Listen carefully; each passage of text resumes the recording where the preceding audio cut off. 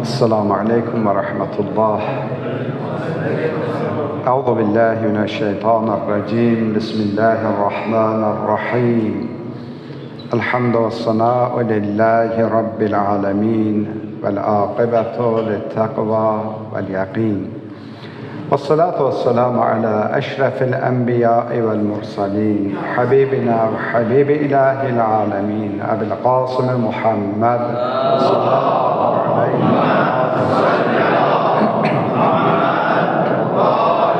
وعلى أهل بيته الطيبين الطاهرين المعصومين، ولعنة الله على أعدائهم أجمعين من الآن إلى يوم الدين.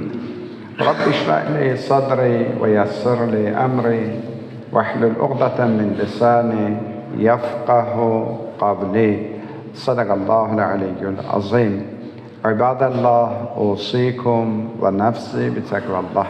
Əziz müminlər, günlərin seyyidi cümə günündə, məkanların alisi Allah evində əvvəla özümü və siz əzizləri ilahi təqvaya riayət eləməyə dəvət edirəm. Allah mütəal bizləri təqvalı yaşamaqda müvəffəq eləsin inşallah. Zilqədə ayının ilk cümə gününü yaşayırıq və mübarək bir günlərdir, kəramət 10 günlükdir. Allah mütəal bu günlərin feyzindən bizləri binəsib etməsin inşallah. Bəşər evladının həyatdakı müvəffəqiyyətlərinin ən başında duran amil onun çalışqan olmasıdır, onun zəhmətkeş olmasıdır, onun işlərində daha çox səy göstərməsidir. Bu, istər dünya işlərində olsun, istərsə də axirət işlərində olsun, fərqi yoxdur. Belə deyək sözümüzü, tənbəl adam nə axirət qazana bilər, nə dünya qazana bilər. Bu bir mənalıdır. Yəni, bir insan ki tənbəldir, tənbəl insanın ibadəti də süst olacaq, itaəti də, bəndəçiliyi də süst olacaq. Ona görə də Quran-ı Kərimdə Allah mütəal Nəcm surəsində insanlara xitabən buyurur: Əuzu billahi mineşşeytanirracim. Və ən leysə lil-insani illa ma sə'a və ənə sə'yəhu savfə yurah. İnsana ancaq öz zəhməti çatacaq. İnsan öz zəhməti qədər qazanır. İnsan nə qədər zəhmət çəkirsə, onun zəhmətinin müqabili ona yetişəcək. Şübhəsiz ki, o zəhmətinin bəhrəsini mütləq görəcək. Allah mütəal istəyir bizə başa salsın, bildirsin. Biz keçən cümələrdə yadınızdadırsa, alın yazısı barəsində, qədər, qəza və qədər barəsində danışmışdıq. Bu ayə bəlkə də o mövzunun elə davamıdır. Allah mütəal istəyir bizə başa salsın ki, qədərimiz qisməndir. Lakin insanın öz çalışqanlığının nəticəsində bir çox şeylər əldə edə bilər. İnsan özü səy göstərməlidir, təlaş göstərməlidir öz istəklərinə çatmaq üçün. Həzrət Əmr əleyhissalamdan da hədis buyurur ki, və la tənsə nəsibəkə minəd-dünya. Dünyadakı nəsibini unutma. Bu ayə-i şərifənin təfsirində Həzrət Əmr əleyhissalam ki, öncə oxuduğumuz ayə-i şərifə var idi və ondan sonra Qəsəs surəsindəki və la tənsə nəsibəkə minəd-dünya, dünyadan öz nəsibini unutma, yəni sənin bir nəsibin var dünyada, bunu unutma. Həzrət Əmr əleyhissalam bu ayənin şərhində buyurur: və la tənsə səhhətəkə və quvvətəkə və fərağəkə və şəbabəkə və nəşatəkə ən tətlubə bihəl axirə. Yəni, sağlamlığınız, gücünüz, istirahətiniz, cavanlığınız, əhval ruhiyyəniz, o ruh yüksəkliyi ki insanda olur. Unutma ki, bunların hamısı məqsədi nədən ibarətdir? Axirəti qazanmaq üçündür. Bugünkü gücün var, qüvvətin var, cavanlığın var, keyfin kökdür, bizim dinləndisək. Bunlar hamısı xidmət eləməlidir, insan axirət qazansın. Bugün sərvətin varsa axirət qazanmaq üçün çalış. Bugün gücün varsa axirət qazanmaq üçün çalış. Bugün əlində səlahiyyətlərin var.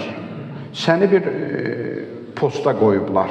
Sənin əlində müəyyən səlahiyyətlər var.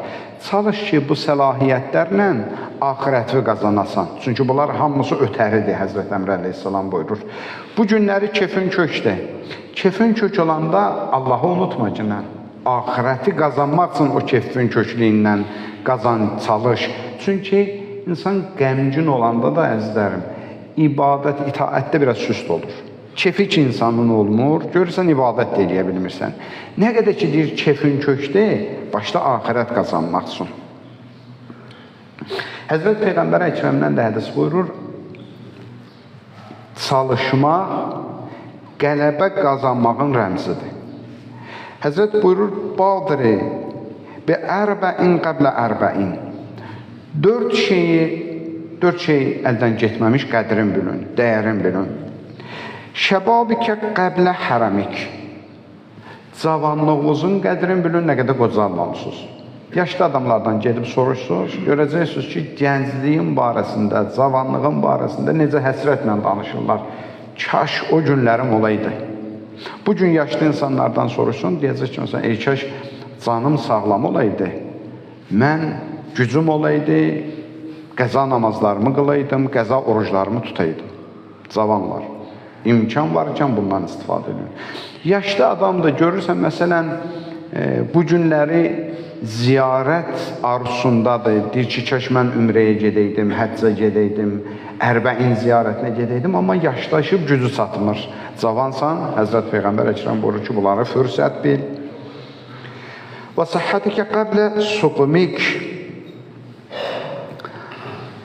Cavanlığı qocalmamışdan öncə qədrin bil və sağlamlığın xəstələnməmişdən qabaq qədrin bil.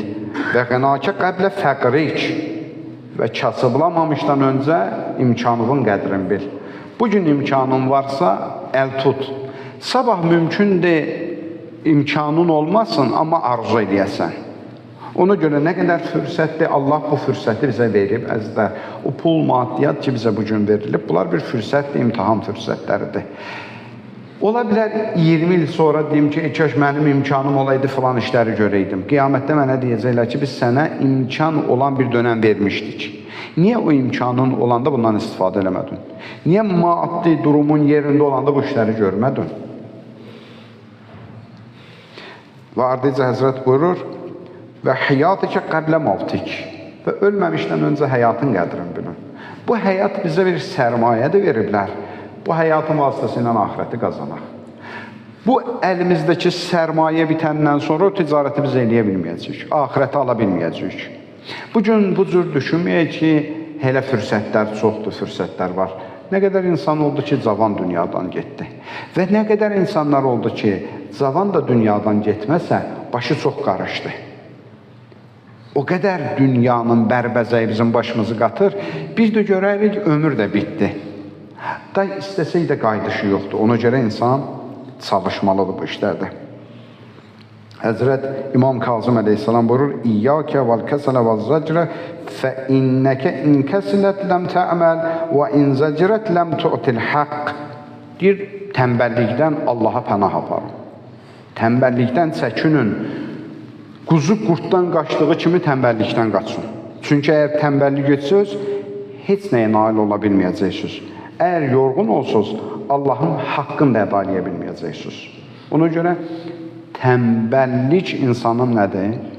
Bəzi hallarda, yenə deyirəm, o qismət, qədər mövzularını biz düzgün başa düşmürük. Deyirik ki, məsələn, niyə mənim heç bir qismətim yoxdur həyatda? Çünki ya mən tənbəllik eləyirəm və yaxud ola bilər işləyirəm, amma işlərimi düz qurmamışam.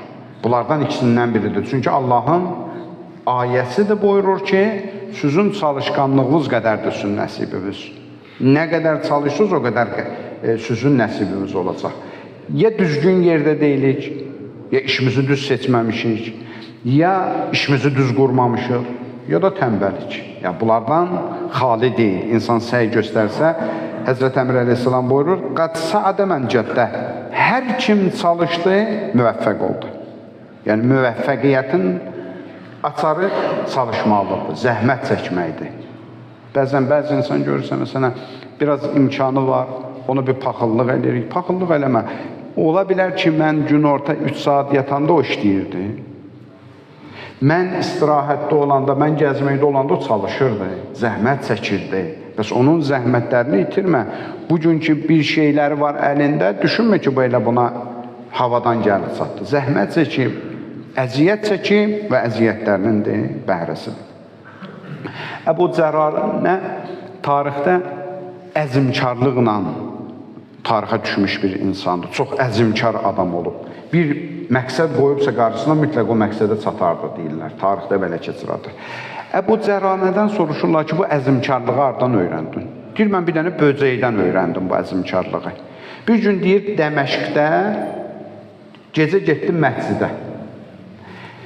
İbadət eləmək üçün getmişdim. Fikirləşdim ki, gecəni məsciddə ibadətdə keçirdim. Sübhü də qılaram, sonra gedərəm evə. Deyir, oturdum, bir hadisə mənim diqqətimi çəkdi.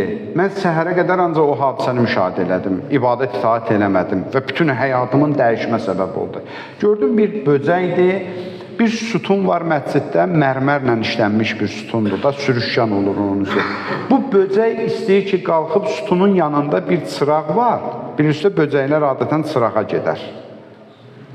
Deyir, gördüm, bu böcək istəyir qalxıb o çırağın yanında otursun. İstisindən istilənsin. Deyir, qalxır bir qədər, sürüşkəndir deyənə sürüşür, düşür yerə. Amma deyir, görürəm ki, yox, bu öz məqsədindən yayınmır, təzədən qalxır. Deyir, oturdum, səhərə qədər saydım, 700 dəfə qalxdı, sürüşdü, düşdü aşağı. 700 dəfəni deyir, mən saydım. Sübh əzanı verildi, mən deyir, başladım, sübh namazımı qıldım. Sübh namazından sonra baxdım, gördüm ki, gedib satıb məqsədinə, gedib oradadır. Yetişib öz məqsədinə. Mən başa düşdüm ki, mümkündür bu həyatda 10 dəfə bir işi qurasan alınmasın. Cəhd elə, səy göstər. Bəzi hallarda, bəli, mən səydə göstərirəm, çalışıram, amma o şeydə əldə edə bilmirəm. O zaman Allahın o iş mənim barəmdə məsləhəti yoxdur. Allah istəmir o şey mənim əlimə yetsin. O bir başqa məsələdir. Və qiyamətdə insanın üzağlığı var ki, Allah, mən çalışırdım, amma o şey əldə edə bilmirdim. Amma insan elə, məsələn, bir dəfə mən bu işi görmüşəm, daha yox, alınmır, deyir, olmaz. Səy göstərəcəksən, cəhd edəcəksən, çalışacaqsan və nəhayət həmin məsələyə insan nail olacaq. İnsanın səyi onu aparacaq öz məqsədinə. Edison deyir ki, mənim ixtiralarımın heç biri təsadüfi deyil. Ki, bugün Edison ki, məsələn, dünyanın ən böyük alimlərindən, ixtiraçılarındandır. Bugünkü bu işıq və s. məsələlər ki, onun sayəsində insanlar rifah içindədir. Deyir, heç biri təsadüf olmayıb bunlar. Elə bu cür olmayıb o, bəzən deyirlər, alma düşdü başına, gəldi məsələn, yerin cazibə qüvvəsini kəşf elədi, yox, təsadüf deyil idi. Düzdür, alma düşdü başına. Amma o almanı düzgün dəyərləndirməyə bacardı. O qədər başımıza alma düşüb ki, nə ixtira eləmişik ki? Bizim başımıza heç daş da düşəndə nəticə çıxarda bilmirik ki, özümüz üçün. Demək ki, insan çalışırdı, düşünürdü, təfəkkür edirdi, bir şey ortaya qoyurdu. Bəli, bunun müqabilində həm də motivasiya öz sözünü deyir. Bunu da unutmayaq. Edison özü etiraf edir. Deyir ki, məndən soruşdular ki, sən bu nailiyyətləri necə əldə eləmişsən? Deyir, dedim ki, mən bütün nailiyyətlərimi anama borcluyam. Deyir, məni aparmışlar uşaq vaxtı, anam məktəbə qoymuşdu. Bir gün müəllimim bir dənə məktub yazdı, verdi mənə, bağlı məktub idi. Dedi, apar bunu anova çatdır. Mən məktubu açmadım, gətirdim, təhvil verdim anama. Anam oxudu, büktü məktubu mənə göstərmədi. Dedim, ana, müəllimim nə yazıb? Dedi, oğlum, müəllimin yazıb ki, bu uşağınız çox dərrakəli uşaqdır. Bunun yeri bizim məktəbimiz deyil. Bunun üçün xüsusi müəllim tutun. Deyir, anam mən üçün xüsusi müəllimlər tutdu. Evdə məni başladılar hazırlaşdırmağa. Mən gəldim, oldum Edison.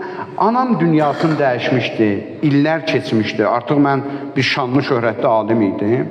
Bir gün deyir, sandığını açdım, deyir, axtarırdım onun əşyalarını, gördüm bir məktub var, baxdım, gördüm müəllimimin anama yazdığı məktubdur. Açdım, gördüm məktubda müəllim yazıb ki, hədər eləməyin, bu şavuzdan heç nə çıxmayacaq. Bunun qavrama qabiliyyəti yoxdur. Bunu aparın, bir qoyundan, quzudan alın, verin, işləsin. Bunu boş yerinə məktəbə göndərməyin. Deyir, amma anam məni sındırmadı. Anam inandı, mən üçün müəllimlər tutdu və mən nailiyyətlər əldə elədim. Demək ki, nədir? İnsan hətta zəkası zəif də olsa, qavraması zəif də olsa, çalışmaqla mütləq budur ki, bir şeylər əldə eləyəcək. Həm də yenə deyirəm ki, cəmiyyətin motivasiyası da çox rol oynayır bu məsələdə. Görürsən, bir adam iş görür, 5 nəfərdir ki, alınmayacaq, doğrudan alınmayacaq onun işi. Bəzən biz deyirik, gəl ki, işimin üstündə nəs gətirdim. Məsələ nəs gətirdin də öyle. Məsələ o insanda sən ruh düşkünlüyü yarattın. Nəs məsələsi deyil ki. Ruh düşkünlüyü yarattın, o bacarmayacaq, doğrudan bacarmayacaq bu şey. Amma sən ona dəstək versiydin ki, sən bacaracaqsan. Yox, bu alınacaq səndə. Və həyatda bu cür şeyləri görmüşük ki, həqiqətən bu insan gücünün üstündə olan bir şeyləri eləyir. Cəmiyyət onu dəstəkləyəndə. Cəmiyyət ona ruh yüksəkliyi verəndə və bu da hamımızın bir-birinə qarşı bir haqqıdır, boynumuzda bir-birimizə haqqdır ki, bir-birimizə biraz dəstək verək. İbadi məsələlərdə olsun, fərdi məsələlərdə olsun, ictimai məsələlərdə olsun. Yox, biz bunu bacarmayacağıq deyə bu gündəyik. Həqiqətdir bu. Bir böyük bir ideya qoyur bir nəfər, görürsən, 20 nəfər mümin yığılıb bir yerə, bir nəfər bir ideya qoyur. Hamımız deyir, yox, alınmayacaq. Niyə? Alınmayacaq rahatınadır da, bu işin üstündə zəhmət çəkməyə oturaq evimizdə. Niyə alınmayacaq ki? O cəmiyyətlər ki, alındırıblar, onların bizdən fərqi nə olub ki? Sadəcə inanıblar və inanlarının ardıca gediblər, səy göstəriblər. Yaponiyandan sərvətləri var. Amma zəhmət çəkiblər bugün dünyanın bir nömrə dövlətlərindəndir. Heç bir demək olar ki, sərvət yoxdur. Amma çalışıblar. Və insan da çalışmaqla, zəhmət çəkməklə, inanmaqla və insanların dəstəylə bir yerlərə mütləq gəlib çata bilər. Əlbəttə, tək də çalışmaq, əzizlərim, bu işin fiziki tərəfidir. Bir də mənəvi tərəfi də olmalıdır. Bəzən bizdə deyirlər, məsələn, filankəsin şansı var. Şanslı insanlar deyir ki, həyatda şans elə 10% insanın həyatında təsir göstərir. 90% sənin zəhmətlərindir. 10% bəli, şans öz sözünü deyir. Amma 10% deyir. Bir də bu şans dediyimiz bir şey əslində Allahın qeyb əlidir bizə kömək edir. O qeyb əlini bəs biz necə əldə edəyək? Məsələn, Şeyx Ənsari ki, zamanının, dövrünün böyük alimlərindən idi. Deyirlər, Şeyx Ənsaridən soruşurdular müvəffəqiyyətin səbəbləri. Dedi ki, mən çalışmaqla bərabər hər gün bir cüz Quran oxuyurdum, Cəfər Təyyar namazı qılırdım, ziyarət-i camiyəni oxuyurdum və ziyarət-i aşura oxuyurdum. Yəni, dua da bizim həyatımızda təsiri var. Tək duanla iş olmur.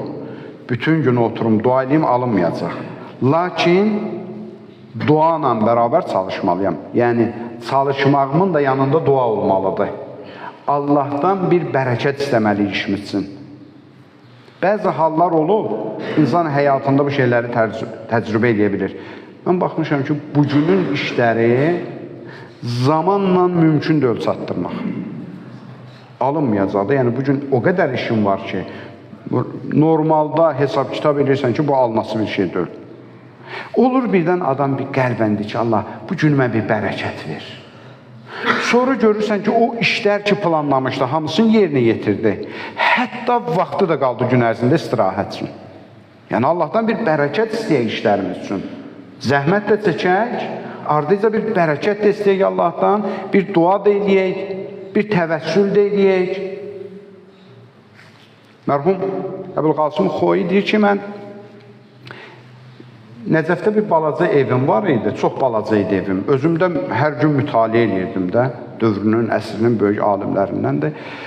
Deyir ki, mən yoldaşım evdə əzadarlıq məclisləri qururdu. Məhərrəm ayına düşmüşdü. Mən dərs oxuya bilmirdim. Onlar, xanımlar yığılırdı, əzadarlıq keçirdirdilər. Mənə də imkan yaranmırdı. Balaca idi evimiz. Sakitçilik olmurdu, mən mütaliə edə bilmirdim.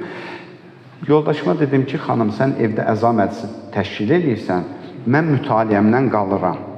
Onun mütaliəsi də balaca iş deyil də. Onların mütaliəsi Peyğəmbər sözüdür, Allah sözüdür, imam sözüdür ki, insanlara öyrənib çatdıracaqdır. Deyir, xanımım mənlə razılaşdı. Əzadarlıq məclislərini tətil elədi.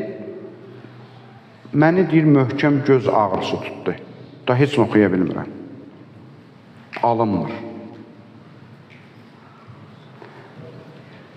Mən gəldim, təvəssül elədim Həzrət Əbəl Fəzl Abbas əleyhissalama və İmam Hüseyin əleyhissalamın türbətindən götürüb gözlərimə çəkdim. Dedim ki, onsuz da mən oxuya da bilmirəm.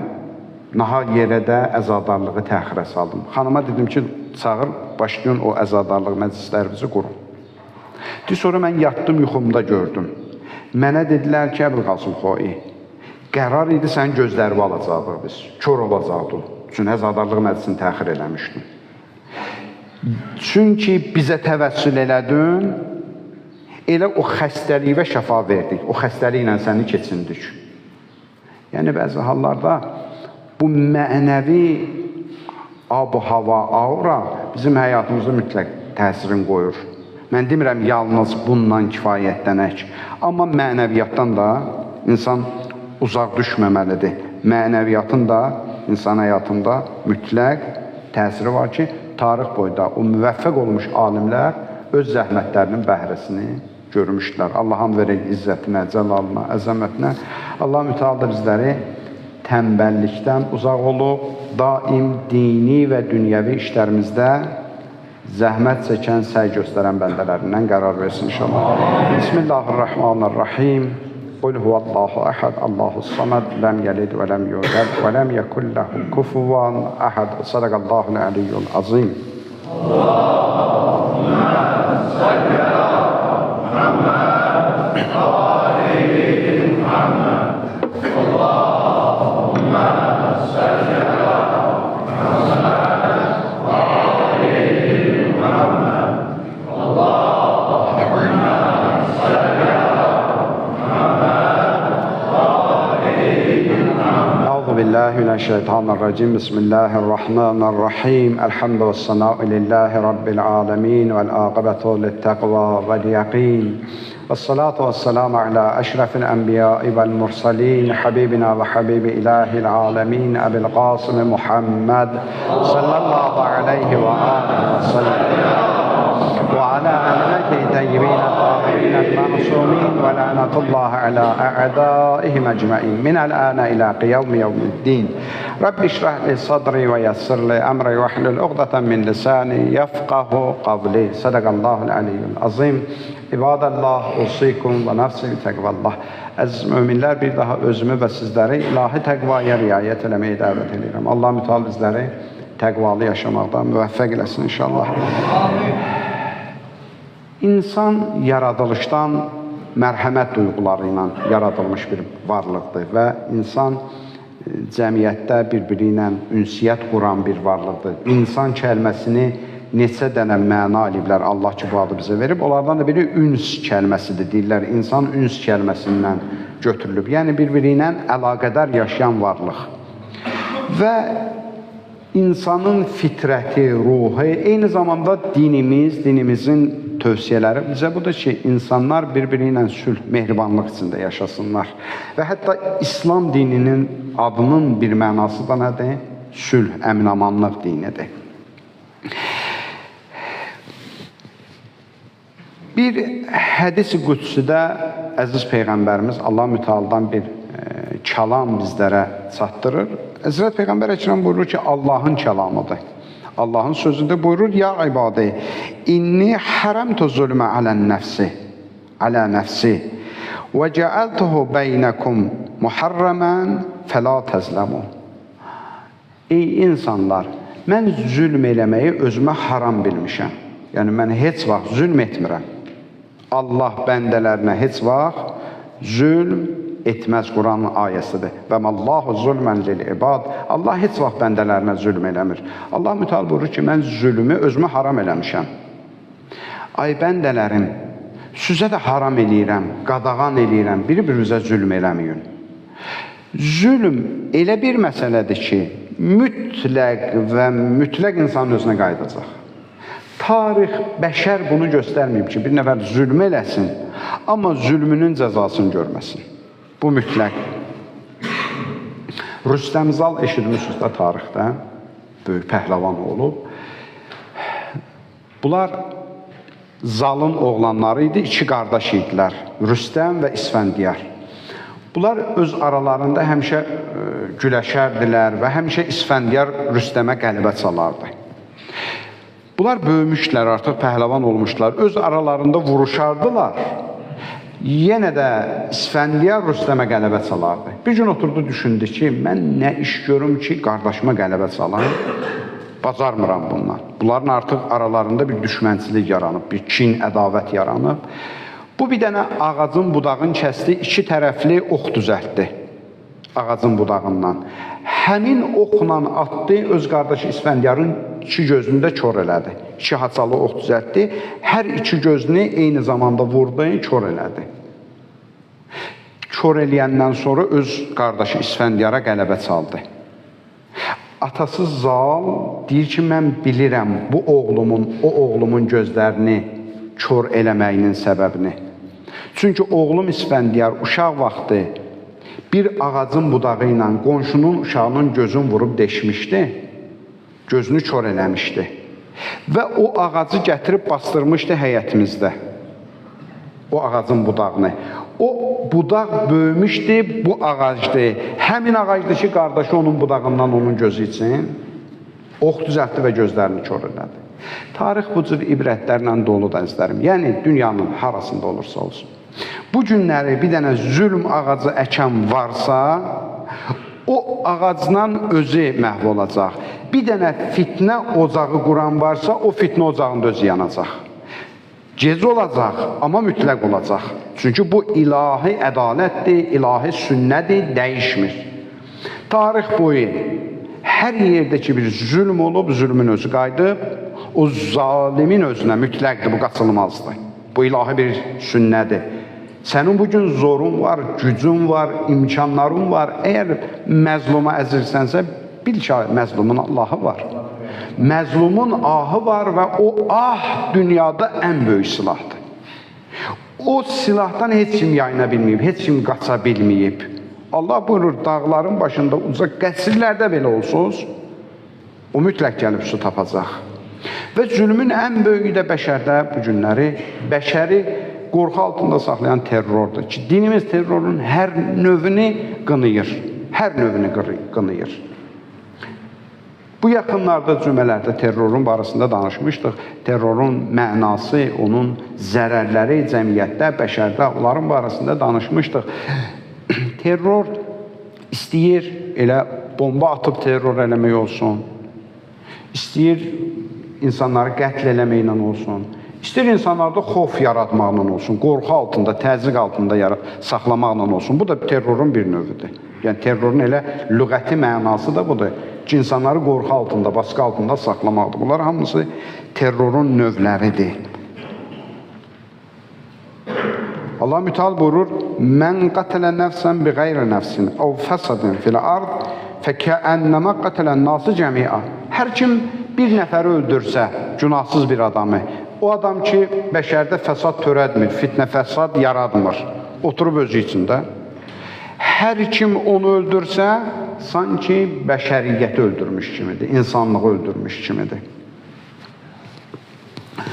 Quran buyurur, Əl-fitnətü aşaddu minəl-qətl. Fitnə salmaq qətlin özündən böyük bir cinayətdir. Bir cəmiyyətdə ki, sən fitnə yaradırsan, o da özü bir qətldir, özü bir terrordur, özü bir zülmüdür. Və bu günləri bəşərdə, dünyada silahlı terrorlardan çox mənəvi terrorlar baş verir. İnsanların mənəviyyatına hücum, insanların əqidəsinə hücum, insanların dəyərlərinə, mental dəyərlərinə hücum. Bugünkü hər yerdə təbliğ olunur, ailə dəyərlərini baltalayırlar, gəncliyin mənəviyyatını baltalayırlar. Bunlar özü bir növ terrordur. Və bu terror daha təhlükəlidir, çünki səssiz terrordur. Bir nəfər danışmışıq bunu, yadımdadır. Bir quldur başçısı var idi, bir dəstəsi var idi. Yol kəsən idi bunlar. İnsanların qabağını keçərdilər, insanların əlində nəyi var, alardılar. Bir gün uzun müddət idi, bu səhra yollarında oturmuşlar. Dəstə gəlmirdi, karvan keçmirdi. Bunların da əllərində heç nə yox idi, artıq az idilər. Bir gün gördülər, bir karvan gəlir, karvanın qarşısını kəsdilər. Xurcunlarını boşaltdılar. Orada nə dəyərli bir şey tapırlar xurcunlarında, götürürlər.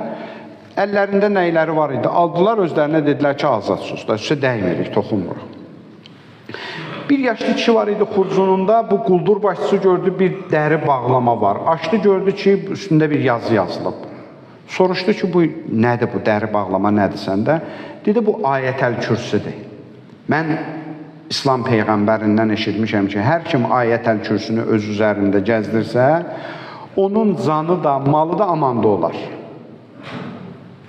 Bu kişi dedi ki, öz dəstəsinə, bunların hər neyi var, qaytarın. Etiraz elədilər, biz bir ayda azıq, əlimizə bir karvan keçib, sən də deyirsən, qaytaraq, dedi, bəli.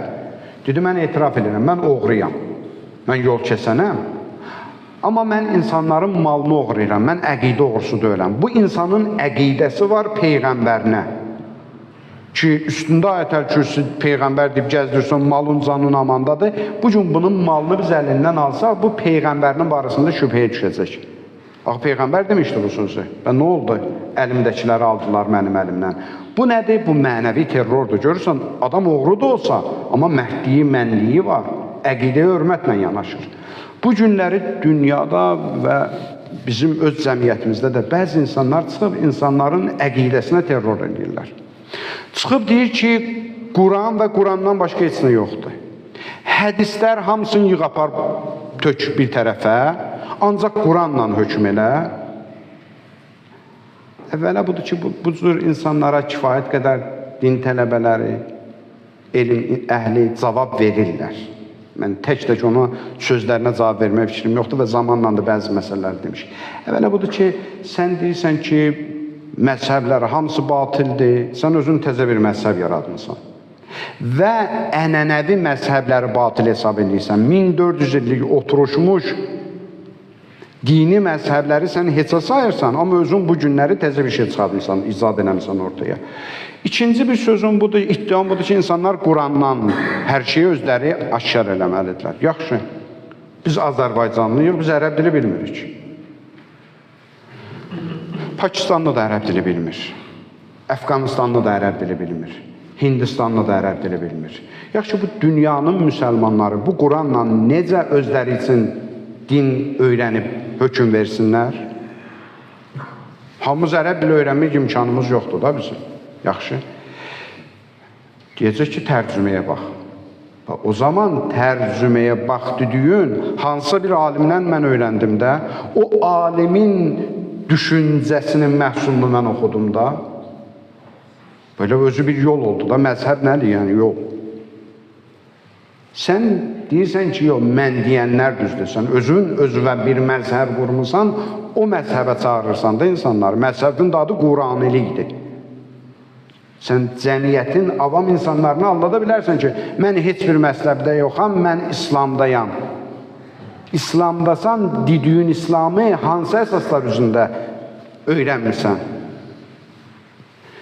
Amma hiləgərlik, baxın, budur. Bəzi hallarda gəlir, bəzi məsələləri vurmaq üçün hədislərdən istifadə edir. Və o zaman sən hədis qəbul eləmirdin.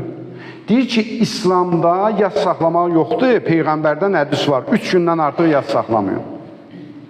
Və nə oldu? Hədis günə necən qəbul eləmirdin? İş və yarıyanda hədisi önə çəkirsən. Bunu kimi o qədər yerlərdə sən hədisdən istifadə edirsən, Peyğəmbər bu cür elədi, bu cür elədi. Harada Quranda ki, o sən dediklərin yazılmayıb. Hansı hədisə əsaslanırsan, hansı tarixə əsaslanırsan. Tarix nədir? Tarix elə hədisdir də, hadisə baş verib, nəql ediblər bunu. Tarix özü bir hədisdir. Və müsəlmanları hədisdən ayırsan, bir dənə xaos yaranar. Mən Quranı oxuyacağım, bir cür başa düşəcəm, sən də bir cür başa düşəcəksən.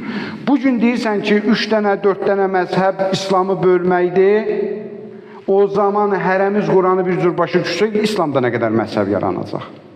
Sən ki, xaos aparırsan insanları.